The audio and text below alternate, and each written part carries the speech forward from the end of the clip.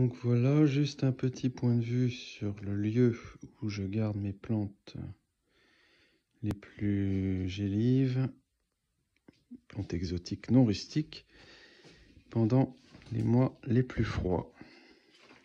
Donc novembre, enfin cette année j'aurais pu attendre un peu, mais c'est que je vais partir. Décembre, janvier et février. Donc on a les oiseaux de paradis, quelques bananiers, Musa balbisiana, les Monstera variegata, Monstera classique, certain nombre de Colocasia et d'Alocasia,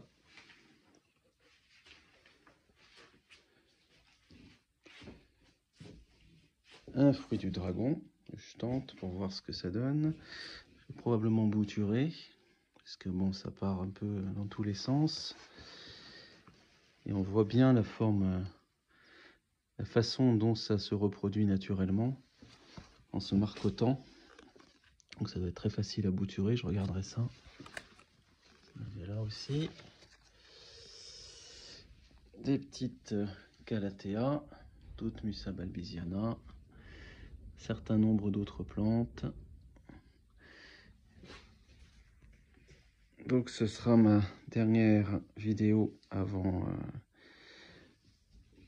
des vidéos que je ferai là où je serai en vacances,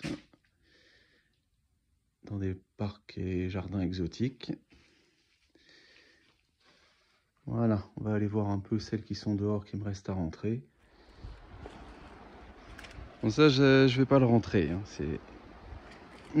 C'est rustique plutôt.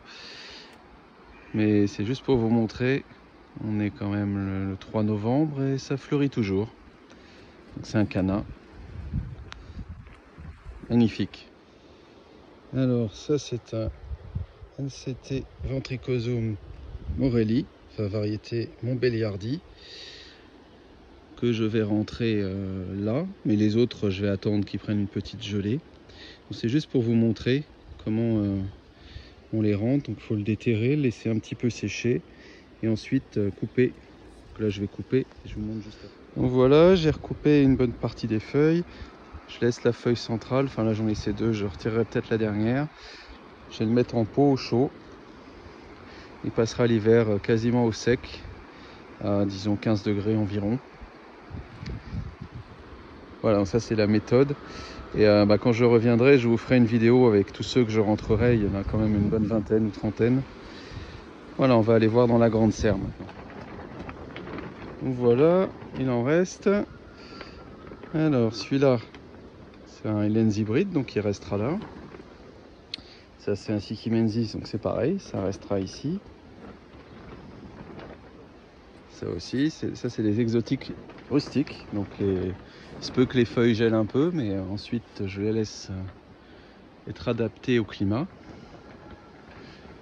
Ça c'est mon très beau ricin rouge, je vais attendre les graines. Ça résiste au gel, tout ça là, ça résiste un peu plus ou moins au gel. Il y en a que je vais quand même rentrer, peut-être celui-là. Ça c'est des Basjo, donc ça craint rien du tout. Ça ce sont des fruitiers résistants pour la plupart, sauf le varié là, qui fait encore des très belles feuilles, même s'il n'a pas assez d'espace en hauteur, donc il faudra que je creuse.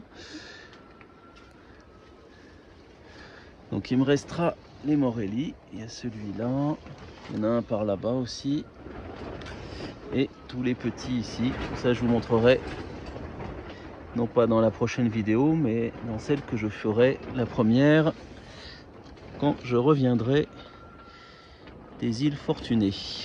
Ah, on va les appeler comme ça autrefois. Bonne journée à vous. Un dernier petit tour dehors. Un beau Morelli, il y a encore le temps, hein. Tant qu'il gèle pas, il gèlera pas pendant mon absence. Donc voilà.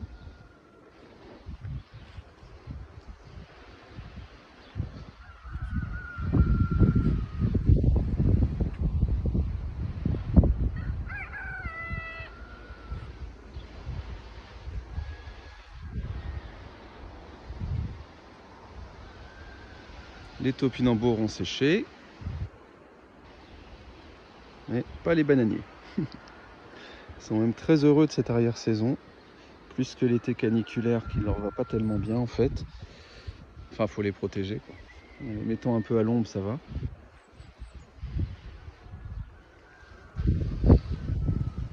Et comme vous voyez, le vent d'automne est là. Je vous dis à bientôt.